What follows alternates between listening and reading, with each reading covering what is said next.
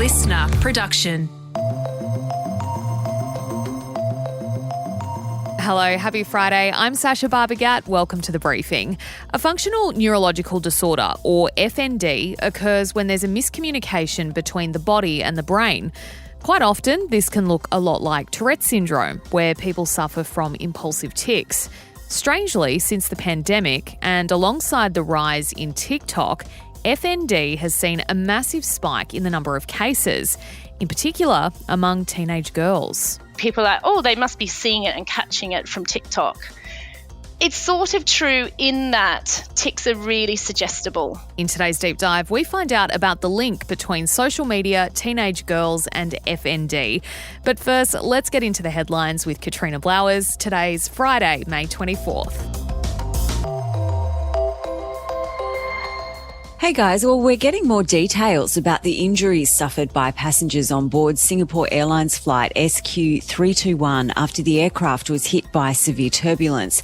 22 people are in intensive care with spinal injuries. That's according to a Bangkok hospital. Among them, a 2-year-old. 6 people are in a critical condition. 3 of those are Australian, while 9 other Aussies remain in hospital. Meantime, one of those Australians injured during the flight has been whisked away while trying to speak to the media. Keith Davis claimed he hadn't had any contact from Singapore Airlines after he was hospitalised, and his wife is in intensive care. Attempting to speak to an ABC reporter yesterday, Davis, while in a wheelchair at the hospital's cafe, quickly found himself surrounded by staff who stopped him from meeting with the journalist and wheeled him away. He did manage to get a few words out, though, as he was taken back up to the ward. I need to know, am I going through my insurance? I've got no idea. I'm totally in limbo. My wife's in ICU. She's in ICU, needs a medevac. Singapore Airlines has since assigned him a caseworker, with the CEO set to visit the hospital today, Katrina. Yeah, it's not a good look, is it, when you've got people surrounding victims of something like this and stopping them from speaking to journalists. Yeah, Singapore Airlines has since issued a statement saying that they apologised to Mr. Keith Davis and his wife and is providing them with the necessary support and assistance they need during this difficult time. That's attributed to a spokesperson. The airline has also organised travel to Bangkok for the couple's family. China has launched its largest military drills in over a year surrounding Taiwan in what mimicked a full-scale attack. A Chinese news agency says the actions serve as a strong punishment for the separatist acts of Taiwan independence. Yesterday's drill included dozens of fighter jets that carried live missiles alongside joint support from the Chinese Navy, which essentially surrounded the island. Yeah, it comes 3 days after the inauguration of the new Taiwanese President, William Lai, who has called on China to stop its intimidation. The Taiwanese government has dispatched naval, air and ground forces to defend its sovereignty. Now, Taiwan is a key strategic location for China as a symbol of Western democracy, but also for economic reasons. Now, Taiwan manufactures almost 70% of the world's semiconductors and 90% of the most advanced computer chips, both of which are used in modern electronics, Katrina, that we use every day. So a Chinese invasion would have implications worth trillions of dollars. Yeah, and it puts a lot of Western countries in a very delicate position when they're dealing with China. Only a few countries officially recognise Taiwan. The US doesn't, but supports the island defending themselves. Australia doesn't either. Australia adheres to its one China policy, which means we don't recognise Taiwan as a country.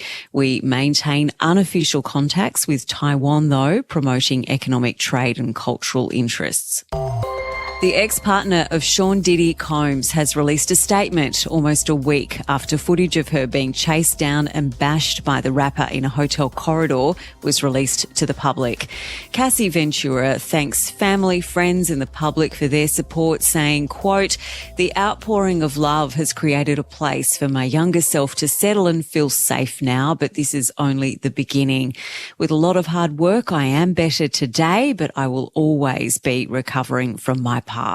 Yeah, the footage is absolutely horrific, and it is from 2016. So that means Diddy can't be charged because the statute of limitations has passed. Ventura did settle a lawsuit in which she accused him of rape and sexual trafficking last November for an undisclosed amount. And Australia's biggest ever lotto prize has been won, but the lucky winner might not know it yet. Last night's Powerball draw worth $150 million has been claimed by a single ticket. So we know the person is in South Australia, but because they weren't a registered player and purchased the ticket in store, Lotto officials have no way of contacting them. And as I mentioned, it is the biggest Lotto win by a single person in Australian history. But the odds were never really in this person's favour. Your chances of scoring a big win are 1 in 134 million, Katrina. Yeah, this is so amazing, especially at the moment with cost of living. Maybe they should buy some things offshore though, so not to add to Australia's inflation. Speaking of which, I was looking at what you can buy with that amount of money. Lachlan Murdoch of News Corp fame has his super yacht up for sale at the moment. You can snap that up for exactly $150 million. A Picasso painting is going up for auction for $145 million. I was looking at private jets because that is my dream of never having to get on a plane with other people ever again. And you can buy one for $92 million. So you can even have some money left over after buying your own Gulf Stream. But yeah, you were talking statistically about how unlikely that is. And we were putting together a little list of things much more likely to happen to you than winning the lotto. And they are being hit by a meteorite. That's 1 in 1.6 million. Ending up in ER with a pogo stick related injury. That's more common than winning the lotto. 1 in 115,000. And winning Olympic gold, 1 in 662,000, or even becoming a saint. That's 1 in 20 million, Sasha. Yeah, well, speaking of becoming a saint, it actually looks like the world is set to get its first millennial saint. So the Pope's declared a London-born teenager who did pass away in 2006. The Pope's declared that he has performed 2 miracles, which then paves the way for this boy to be canonised. So he was 15 years old when he passed away, and he earned this nickname, God's Influencer, because he did all this work spreading the teachings of the Catholic Church. But as I said, he did pass away in 2006 from leukemia. So this boy, Carlo Acutis, has been credited with 2 miracles, one of healing a uni student in Florence who had bleeding on the brain, and the other of healing a Brazilian child of a congenital disease. So yeah, millennial saint on the way apparently, Katrina. That is so cool. I love that. St. Carlos, it's got a ring to it. Absolutely. Thank you so much for joining us for the headlines, Katrina. Next up, we're going into a deep dive to find out more about the link between social media, teenage girls, and functional neurological disorders.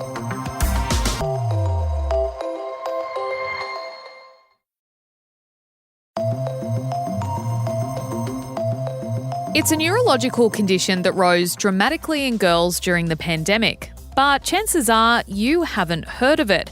Doctors and psychologists say they started to see more and more teenage girls presenting with functional tics during COVID. At first glance, these tics appear like Tourette's syndrome, with patients having involuntary movements and vocal tics. But unlike Tourette's syndrome, that tends to present more in boys between 5 and 7 years old, these tics were often appearing overnight and in teenage girls. So why did they present with tics at such a high rate during the pandemic? And given we know there are long waiting lists for psychologists around the country, how are they faring now?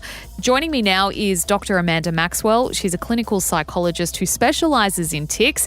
Doctor, thanks for your time today. Can you describe what these tics are and how they might manifest? So functional tics have quite sort of particular characteristics actually, where they're sudden onset. So they tend to happen very quickly, like even within a day, and they escalate really quickly. So they might go from like a little head nod, and then very quickly people start to get really complex tics like hitting, throwing, grabbing things. They might get really complex sentences or something that we call coprolalia, which is where it's kind of like offensive language.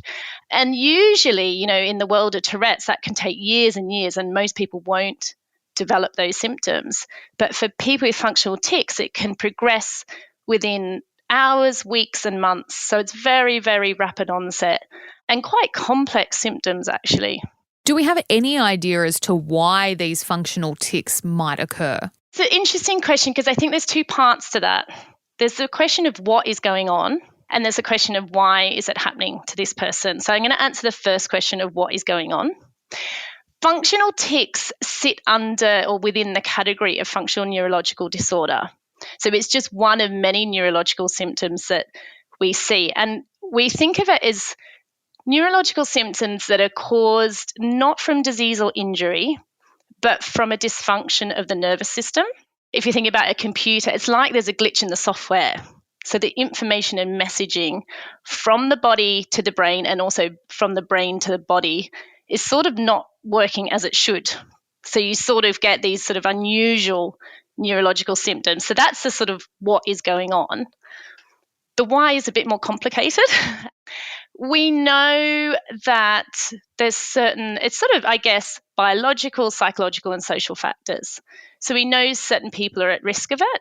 Young people, for example, that have a history of mental health or complex mental health presentation are at higher risk, particularly anxiety disorders, actually. People that have other functional symptoms are at higher risk. But there's also environmental things. So chronic stress is a significant contributing factor, but also one-off stresses like a really significant trauma might trigger it. So there's a whole range of factors that might contribute to why this person and why now. So there were reports that girls had quote unquote caught their tics after watching people on social media with functional tics themselves. Is that true? Have we actually seen that happening? This is a yes and no answer to that. Because what we have seen is that certainly in my clinic, young people will come in and they will have functional tics that are exactly the same as really well-known TikTokers that have functional tics or have uploaded videos and things. And they tend to be quite unusual. You know, they might be things like, I want to eat cheese, or, you know, they're sort of tics that we wouldn't normally hear. So I think from that perspective, people are like, oh, they must be seeing it and catching it from TikTok. It's sort of true in that tics are really suggestible. So if you are at risk for all the reasons I've given before, and you're in the kind of heightened stress state or you're struggling and you start to have symptoms, and then you see these on TikTok or on social media, you're more likely to pick those up. So it's sort of a yes and no. I guess my concern with the idea of people are catching it, it sort of simplifies it, but it also suggests that they're sort of making it up maybe or putting it on a bit. And I think that's really unfair and unhelpful, actually. So I sort of, that's why I sort of steer away from it. Oh, yeah, they're picking it up. I think it's much more complex than that of what's going on. This is definitely something people share on social media. So could you say, yes, they've already got those pre-markers to, you know, developing functional tics, but they're kind of being influenced by what they're seeing on social media? By and large, lots of them may have had functional tics anyway. And I think what social media has given everyone is a sense of acceptance and identity, and people have connected around their tics. And because it's often people that are sort of more at risk of social isolation because perhaps they have comorbid autism or comorbid social anxiety, they've suddenly felt accepted and connect. And I think the challenge is that, you know, in some ways it's amazing because it decreases stigma and all the kind of mental health difficulties that come along with that, with stigma of kind of difference. But I think it also means that that symptom becomes really important for identity. So it, I guess, is a maintaining factor, if that makes sense. A lot of people I see with functional tics don't want to lose them. They're an important part of their identity. And so in that way, it can kind of maintain it. And you know, I mean, I do often say to young people I see that have functional tics to get off social media, because I think it can trigger other tics, and I think it can set off kind of more complex tics just because of the suggestibility of it as well. I want to understand what the link is or what evidence we have that there's a link towards teenage girls developing functional tics and the pandemic. Have you seen any of it in your clinic? What can we say about the link to the pandemic? So the pandemic, it was really interesting actually, because prior to the pandemic, functional tics probably made up 5 to 10% of our referrals. So these are specialist tic services. During the pandemic, it went up to probably 50, 60, 70% of our referrals were then functional tic referrals. And that was not unique to Australia. That was something that was happening all around the world and has been reported in many studies now. And in fact, Westmead Children's released a paper on their rates of functional tics coming in to Westmead, and it went up from 2% to something like 35%.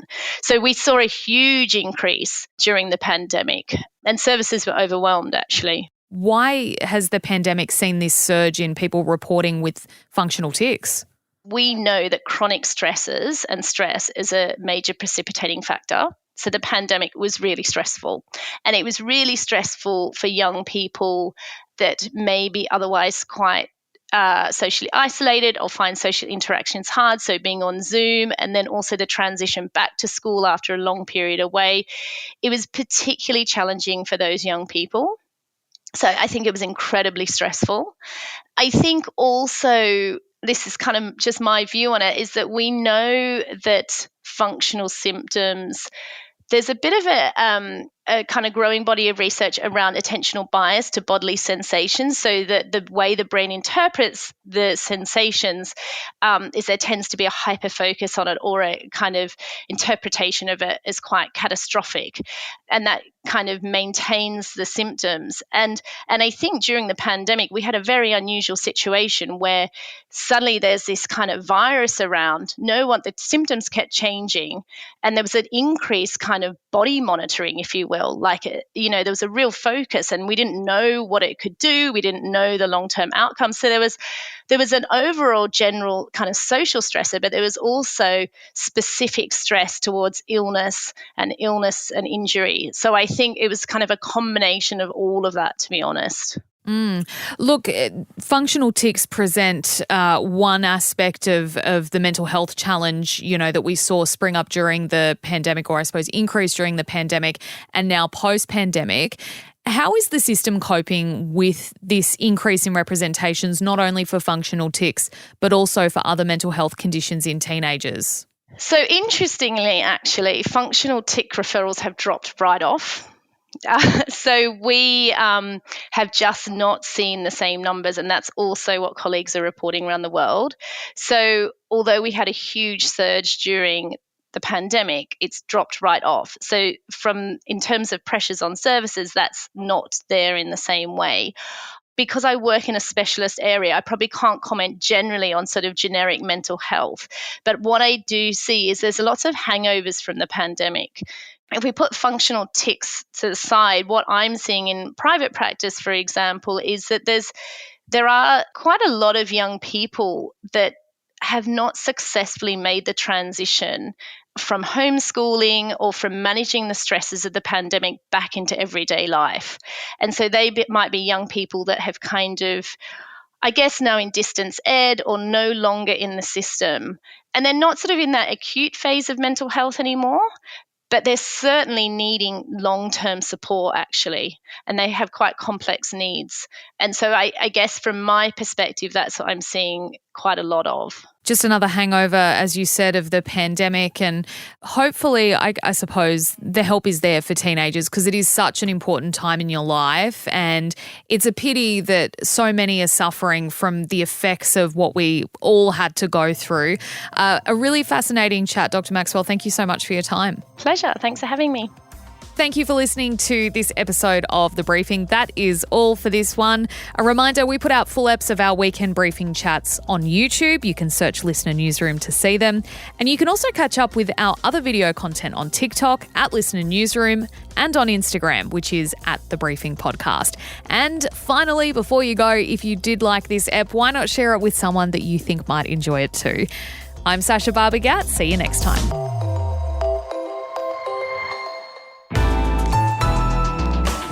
Listener.